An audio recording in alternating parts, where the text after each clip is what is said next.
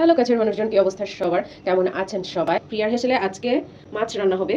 তো এই যে ধনেপাতা কুচি, কাঁচামরিচ ফালি করে কেটে নিয়েছি, পেঁয়াজ কুচি, আদা, আর আছে হচ্ছে টমেটো। এদিকে ফুলকপি, আলু, শিম ভালো করে মানে কি ভেজে নিয়েছে, হলুদ দিয়ে, লবণ দেয়নি কিন্তু।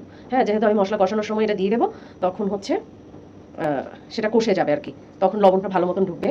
তো এই তো, যদিও দেখতে অত সুন্দর লাগছে না, কিন্তু স্মেলটা দারুণ আসছে। শীতকালে মাছ খেয়াল করে দেখবেন, মাছ ভাজার আগে হচ্ছে যে সবজিটা যদি ভেজে দেন, অন্যরকম একটা ঘ্রাণ আসে আর খেতেও ভালো লাগে।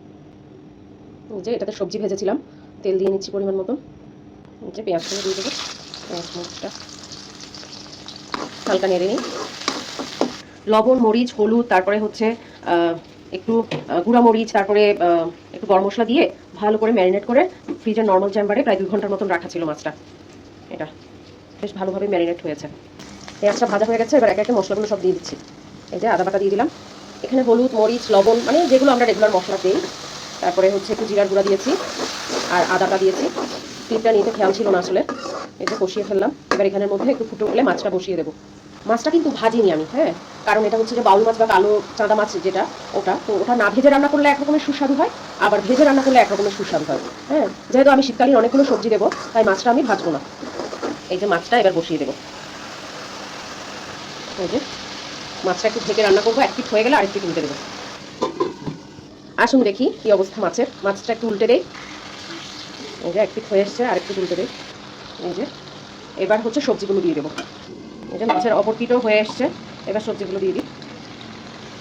আলতো হাতে নাড়াতে হবে, কিন্তু সবজিটা না হয় ভেঙে একদম ভর্তা হয়ে যাবে। এই যে ভালো করে নাড়িয়ে দিলাম উপর নিচ করে। এবার পানি দিয়ে দেবো, একটু মজে আসুক, একটু কষিয়ে নিই। এই যে বেশ ভালোভাবে মজে গেছে তরকারিটা।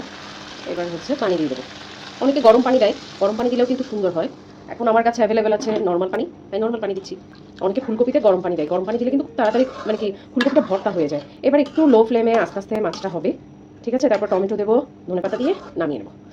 আহ, মানে এই যে শীতকালীন সবজি আর মাছের স্মেল দুটোটা ঘর পুরো মোমো করছে। এই যে ঢেকে রান্না করবো, উঠেছে। এবার দিয়ে দেবো টমেটো। অন্য সময় হলে টমেটোটা আমি ওই যে মশলা কষানোর সময়ই দিয়ে দিই। আজকে যেহেতু হচ্ছে আস্তে আস্তে সবজিগুলো দিয়েছি, তাই হচ্ছে টমেটোটা এভাবে দিয়েছি। এভাবে দিলেই ভালো লাগে খেতে। বেশি টমেটো দিয়ে দিলাম। খুব পাতলা ঝোল মাছের। এই যে এক একটা মাছ ভীষণ শক্ত, এই মাছগুলো মানে অনেকটা খেতে মাংসের মতন হয়। এই যে প্রচুর সবজি দেওয়া হয়েছে। আর একটু ঢেকে দিই। এই যে ঢাকাটা ছড়িয়ে দিচ্ছি, ধনেপাতা ছড়িয়ে। গরম ভাতের সাথে খেতে মুখে দিলেই বলতে হবে, আহ কি টেস্ট রে বাবা। প্রিয়ার হেসেলের সঙ্গেই থাকুন।